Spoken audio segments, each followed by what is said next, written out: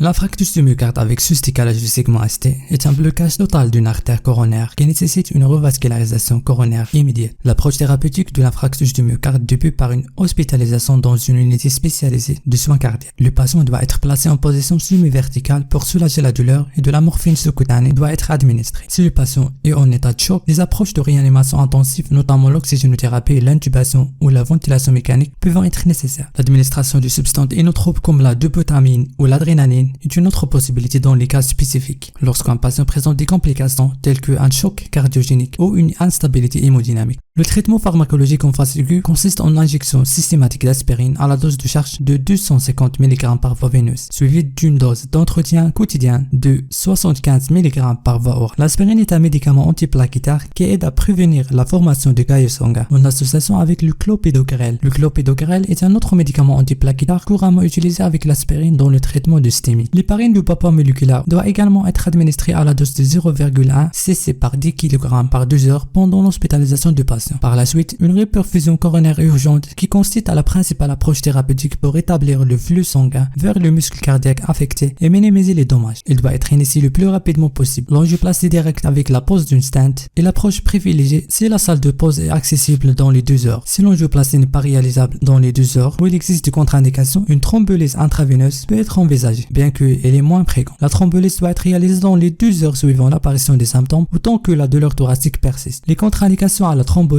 tels que des antécédents d'AVC, des troubles hémorragiques sous-jacents ou d'autres affections doivent être respectés. Dans les 24 heures suivant la thrombolyse, une coronarographie de contrôle doit être réalisée suivie d'une angioplastie de l'artère bloquée.